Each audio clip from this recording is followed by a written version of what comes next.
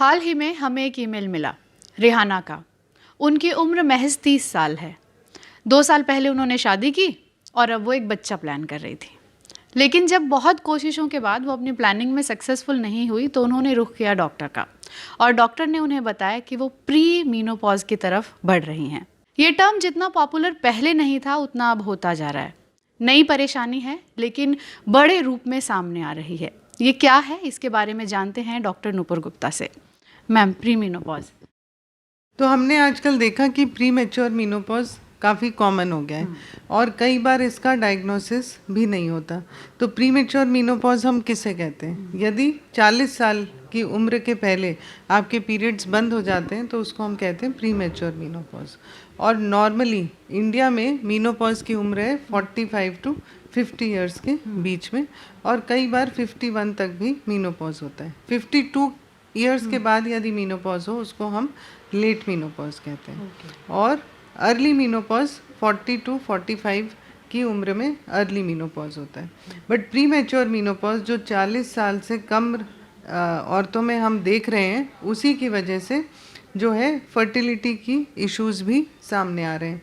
तो यदि pregnancy late plan करें, यदि शादी लेट हो, तो कई बार जब पीरियड डिस्टर्ब होने लगते हैं, कभी जल्दी आने लगते हैं, कभी मिस हो जाते हैं, कभी लेट होते हैं, तो हमें लगता है चलो ऐसे ही हो गया, कोई बात नहीं। कभी कभी हम इस चीज़ को इग्नोर भी कर देते हैं। और हमने देखा यूजुअली बड़े शहरों में, अर्बन सिटीज़ में 30 इयर्स के बाद ही शादी होती है और फिर 35 के बाद प्रेगनेंसी प्लान करते हैं। तो कई बार प्लानिंग में जो है 1-2 साल ऐसे ही निकल जाता है कि अब हम कोशिश कर रहे हैं तो अब हो ही जाएगा, और जब हम टेस्ट के लिए हमारे पास आते हैं तो हम देखते हैं कि अभी से प्री मैच्योर एजिंग हो गई, मतलब जो ओवरीज हैं कम उम्र में ही उनकी एज ज़्यादा हो गई, ओवेरियन एजिंग की एज जो है वो कम हो गई है। तो इसी के अलग अलग टर्मिनोलॉजी है। जो प्री मैच्योर ओवेरियन फेलियर है वो इसी तरह से प्रेजेंट करता है कि पीरियड्स कभी लेट हो जाते हैं, कभी जल्दी हो जाते हैं। कुछ लोगों में मूड स्विंग्स भी देखे गए हैं, कुछ में हॉट फ्लैशेस भी आते हैं, पर वो कम उम्र की वजह से इग्नोर हो जाते हैं। और प्री मैच्योर ओवेरियन फेलियर जो है ये one of the very common reasons हो गया अब फर्टिलिटी प्रॉब्लम का, स्पेशली फीमेल्स में। जब प्री मैच्योर मीनोपॉज का मतलब है 40 ईयर्स से कम में जब पीरियड बंद होते हैं, उसके हम बहुत से कारण पहले देखा करते थे। जैसे फैमिली हिस्ट्री है, अगर मदर का मीनोपॉज जल्दी हुआ तो बेटी का भी जल्दी होगा।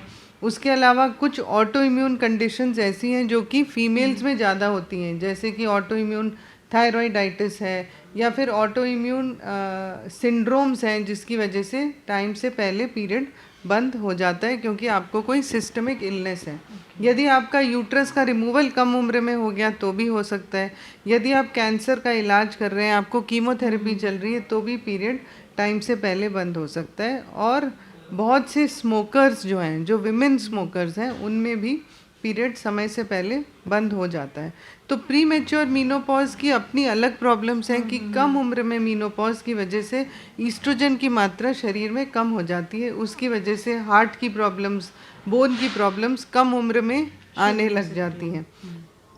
परंतु यदि यह कम उम्र में जो हार्मोन इम्बैलेंस हम देख रहे हैं, इसकी वजह से, उसी वजह से इनफर्टिलिटी इशू भी अब सब जगह बदलता जा रहा है। इंडिया में हमने देखा कि इसका इंसिडेंस ऑलमोस्ट 1.5% है, विच इज़ वेरी हाई। और अगर हम वर्ल्ड वाइड डेटा देखें तो 1% of women will have premature menopause. पर इसकी वजह से जो है फर्टिलिटी प्रॉब्लम तो बढ़ ही रही है, पर आर्टिफिशियल रिप्रोडक्शन की तरफ भी लोगों का रुख बढ़ रहा है, क्योंकि पहली बात इसको डायग्नोसिस में देरी होती है, और दूसरी बात कि प्रेगनेंसी भी हम चाहते हैं कि नेचुरल तरीके से हो जाए, और जिसकी वजह से डिले होता है। तो इसको कब्जे में करने के लिए हमें सही समय पर डॉक्टर से एडवाइस लेना ज़रूरी है। और यदि हम लेट प्रेगनेंसी प्लान कर रहे हैं तो हमें समय पर जाकर अपने फर्टिलिटी इवैल्यूएशन या फर्टिलिटी टेस्ट करना है, ताकि हम जान सकें कि हमारे ओवेरियन रिजर्व कम तो नहीं हो रहा। मैम, 2 क्वेश्चन है यहाँ पर मेरे। एक तो आपने कहा कि सही समय पर हमें सलाह लेने की ज़रूरत है, ये सही समय क्या होगा? और दूसरा, आपने अभी बताते हुए हमें बताया कि ओवेरियन एजिंग वो क्या है, वो किस तरह से होती है? तो ओवेरियन एजिंग यानी कि ओवेरियन रिजर्व, इसके कुछ टेस्ट होते हैं जिससे हमें ये पता चलता है कि ओवरी या अंडेदानी में अंडा बनाने की क्षमता कैसी है, वो एग की क्वालिटी कैसी होगी, नंबर ऑफ एग्स कितने हमारी ओवरी में बचे हैं। तो किसी भी महिला की रिप्रोडक्टिव लाइफ स्पैन में प्रेगनेंसी कब हो सकती है, फ्रॉम मीनार्क टू मीनोपॉज, यानी कि जब पीरियड स्टार्ट होते हैं और जब पीरियड ख़त्म होते हैं, यानी कि हर महीने जब मेंस्ट्रुअल साइकिल होती है वो किस लिए होती है, वो इसीलिए होती है कि प्रेगनेंसी हो जाए।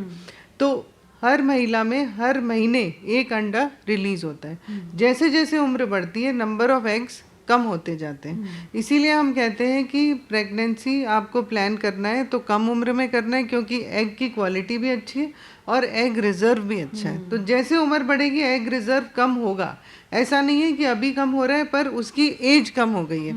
तो एग रिजर्व तो उम्र बढ़ने पर कम होता ही है। और क्योंकि एग क्वालिटी में भी चेंजेस आते हैं तो हमने देखा कि बड़ी उम्र में मिस कैरेज ज़्यादा होते हैं, कॉन्जेनाइटल बर्थ डिफेक्ट ज़्यादा होते हैं, प्री मैच्योर डिलीवरी ज़्यादा होती है और कंसेप्शन की भी डिफ़िकल्टी बढ़ जाती है। तो ओवेरियन रिजर्व को टेस्ट करने के लिए हम हार्मोन टेस्ट करते हैं जिसको हम कहते हैं AMH, that is anti Mullerian hormone. और ये हमें बताता है कि किसी भी महिला का ओवेरियन रिजर्व कैसा है। और जो दूसरा टेस्ट किया जाता है वो सेकेंड डे ऑफ पीरियड पे हम अल्ट्रासाउंड करते हैं अंडेदानी का, यानी कि ओवरी का, कि उसमें एंट्रल फॉलिकल काउंट क्या है। और इसी का तीसरा टेस्ट है जो कि हार्मोनल टेस्ट है, उसको हम बोलते हैं FSH, यानी कि फॉलिकल स्टिमुलेटिंग हार्मोन। तो FSH की मात्रा यदि बढ़ने लगती है कम उम्र में तो ये भी बताते हैं कि ओवरी का जो रिजर्व है वो घटता जा रहा है। तो ये सही समय है कि आपको अपनी प्रेगनेंसी प्लान करनी है। ओके मैम, थोड़ा सा ओवरी रिजर्व को भी अगर आप डिस्क्राइब कर देते तो इजी हो जाता लोगों के लिए समझना।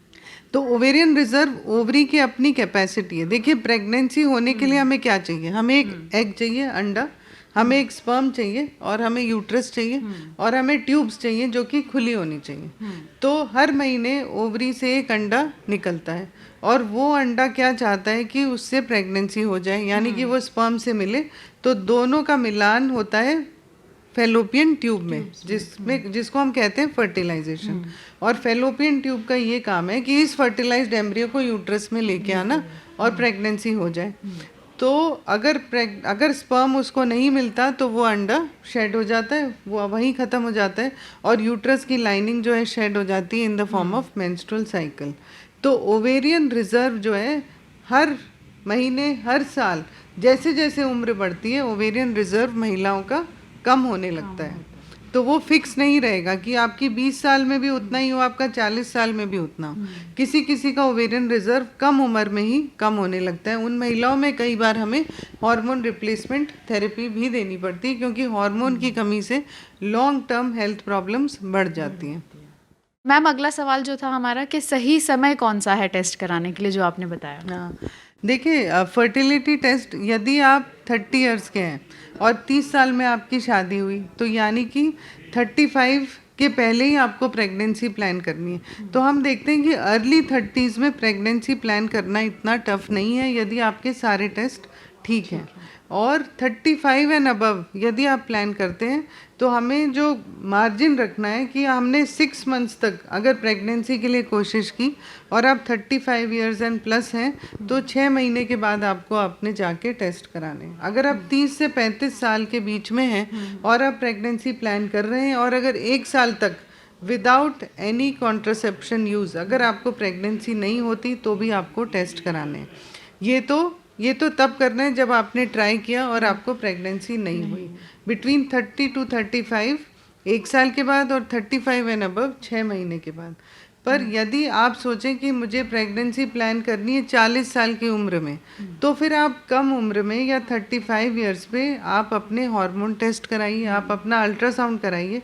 और अगर कुछ भी उतार चढ़ाव है तो या आप उसकी दवा लीजिए और नहीं तो फिर आजकल महिलाएं एग फ्रीजिंग टेक्निक भी इस्तेमाल कर रही हैं। मैम यहाँ पे मेरा एक सवाल है, एग फ्रीजिंग अगर हम करा लेते हैं और बिफोर 40 मीनोपॉज हो जाता है तो क्या प्रेगनेंसी पॉसिबल है? हाँ देखिए प्रेगनेंसी फिर भी पॉसिबल है, क्योंकि एग की जो एज है वो तो कम उम्र की है, एग की एज 40 इयर्स की नहीं है, एग तो 35 इयर्स का है या 30 इयर्स का है, तो एग की क्वालिटी भी सही रहेगी और प्रेगनेंसी भी आप प्लान कर सकते हैं अगर आपको मीनोपॉज हो जाए तब भी। इसके कितने % चांसेस होते हैं सक्सेसफुल होने के? देखिए यूजुअली जो फ्रीजिंग सेंटर्स हैं जहाँ पे ओवम को प्रिजर्व किया जाता है उनमें बहुत अच्छी टेक्नोलॉजी है इसको प्रिजर्व करने की, और इसका सक्सेस रेट ऑलमोस्ट 70 to 80% होता है। तो मैम प्री मैच्योर मीनोपॉज पर वापस लौटते हैं और ये जानते हैं कि किस तरह से इससे बचा जा सकता है। ये तो आपने बताया कि क्या इसके सिम्टम्स हो सकते हैं, क्या कारण हो सकते हैं, लेकिन क्या कुछ ऐसे तरीके भी हैं जिनको अपनाकर हम प्री मैच्योर मीनोपॉज को टाल सकते हैं? देखिए प्री मेच्योर मीनोपॉज मोस्टली या तो आपके शरीर में कोई बीमारी है उसकी वजह से हो रहा है या जेनेटिक से हो रहा है, वो हमारे हाथ में नहीं है। कुछ लाइफस्टाइल तरीके हैं, तो अगर आपकी लाइफस्टाइल अच्छी है तो आपको ऐसी वाली बीमारियां कम होंगी। यदि आप स्मोक ना करें, यदि आपका अल्कोहल अंडर मॉडरेशन हो, यदि आपकी लाइफस्टाइल सीडेंट्री ना हो, आपका न्यूट्रिशन पूरा सही हो, न्यूट्रिशन यानी माइक्रो न्यूट्रिएंट भी और मैक्रो न्यूट्रिएंट भी, और आपको ओबेसिटी ना हो, तो जो आपके लाइफस्टाइल फैक्टर्स हैं, आपकी स्लीप अच्छी हो, अगर आपका वो सब बैलेंस अच्छा है तो यूजुअली ऐसी वाली बीमारियां नहीं होंगी जिनका कोई कारण नहीं है। तो प्री मैच्योर मीनोपॉज होने के बाद अगर किसी को ये समस्या हो गई है, क्या उसके बाद भी उसे ट्रीट किया जा सकता है? देखिए फिर हम उसका ट्रीटमेंट करते हैं सिम्टम के ऊपर कि उनकी क्या प्रॉब्लम है। यदि उनको पीरियड नहीं आ रहे तो पीरियड की दवा देने से उसका हल नहीं निकलेगा, पर यदि उनके जोड़ों में दर्द है, यदि उनको बार बार कोई इन्फेक्शन हो जाता है हार्मोन की कमी से, या उनकी हार्ट की प्रॉब्लम है, या उनको कोई भी ऐसी परेशानी है, तो हम उसका सिम्टम बेस्ड ट्रीटमेंट करते हैं। तो मैम जैसे कि कहते हैं कि मीनोपॉज के बाद बोन्स में प्रॉब्लम रहने लगती है और 10 तरह के इश्यूज आ जाते हैं। जो हमारे बुजुर्ग हैं वो कहते हैं कि जब पीरियड्स जाते हैं तो अपने साथ कोई बीमारी दे कर जाते हैं। वो तो जाते हैं लेकिन शरीर में कोई बीमारी छोड़ जाते हैं। ये कितना ठीक है? क्या ये वाकई ऐसा होता है?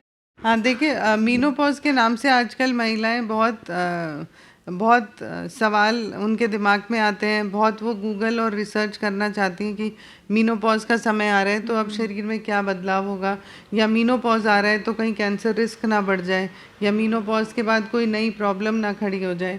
तो बहुत तरह के सिम्टम्स हैं और बहुत से बदलाव आते हैं शरीर में, क्योंकि पीरियड्स का शुरू होने का टाइम और ख़त्म होने का टाइम इसी समय पे इरेगुलरिटीज़ भी हैं, इसी समय मूड स्विंग्स भी हो रहे हैं, आपके स्किन में भी चेंजेस हो रहे हैं, आपके पूरे एपिथेलियम में चेंजेस हो रहे हैं, जो किडनी का ट्रैक्ट है, जो यूरोजेनाइटल ट्रैक्ट है, ब्लैडर में बदलाव आ रहा है, और आपको हॉट फ्लशेस हो रहे हैं। तो इससे कोप अप करने के लिए यदि आपकी जानकारी सही है और यदि आप रेगुलर एक्सरसाइज करते हैं, अपनी लाइफस्टाइल हेल्दी रखते हैं, बहुत सी महिलाओं में डिप्रेशन, एंग्जाइटी जैसे फीचर्स भी इस टाइम पे हम देखते हैं। परंतु एट द सेम टाइम ये ज़रूरी है कि पहले और अब में क्या फ़र्क है कि अब जो स्क्रीनिंग टेस्ट है, जिसको हम कहते हैं कि बीमारी होने से पहले टेस्ट करना, वो हम मीनोपॉज के बाद फोकस करते थे कि मीनोपॉज के बाद सर्वाइकल कैंसर ज़्यादा है या ब्रेस्ट कैंसर ज़्यादा है या ओवेरियन कैंसर ज़्यादा है, परंतु अब वो नहीं रहा।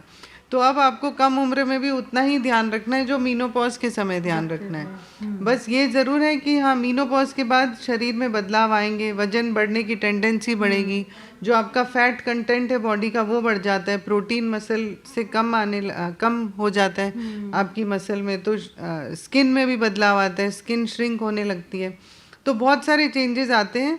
पर ये ग्रेजुअल प्रोसेस है। तो ये प्रॉब्लम्स जो 20 साल पहले महिलाएं थी या जो हमारी दादी नानी के उम्र की महिलाएं थी, उन्होंने ये सब ट्रबल नहीं फेस करी, क्योंकि ये ग्रेजुअल प्रोसेस है और ग्रेजुअल अभी भी है। तो परंतु शायद गूगल करके या लोगों से बहुत ज़्यादा डिस्कस करके इसके बारे में लोग बहुत सोचने लगे।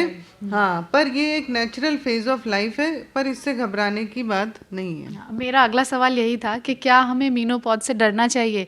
क्योंकि एक और चीज़ जो बड़ी महिलाओं में, दादी नानी, इनफैक्ट माम से भी मैंने सुनी है, वो ये कि जितना लेट तक रहे उतना ठीक है, लेकिन आपने एक टर्म ये भी बताया हमें, लेट मीनोपॉज। 55 के बाद अगर होता है तो इसको किस तरह से लेना चाहिए कि अगर ज़्यादा चल रहा है तो ये ठीक है या नहीं, इस एज पर आकर स्टॉप होना ही होना चाहिए?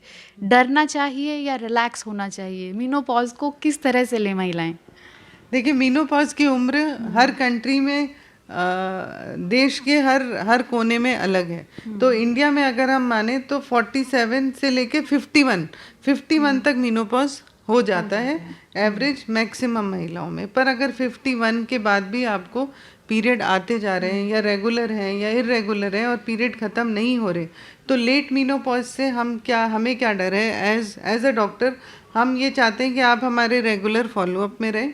यदि आपको ब्लीडिंग बहुत ज़्यादा है तो भी आप दिखाएं, यदि आपको फाउल स्मेल डिस्चार्ज है तो भी आप दिखाएं, आप अपना रेगुलर अल्ट्रासाउंड कराएं, पैप स्मीयर कराएं, कैंसर स्क्रीन जो भी अवेलेबल है वो सब लें, आपकी फैमिली हिस्ट्री से आपको क्या से बेस्ड क्या टेस्ट करना चाहिए वो कराएं, क्योंकि मीनोपॉज लेट होने की वजह से जो रिस्क है वो यूट्राइन कैंसर का रिस्क बढ़ जाता है। क्योंकि इससे क्या हो रहा है कि आपका जो यूट्रस है उसका एक्सपोजर टू हार्मोन्स बहुत हाई है।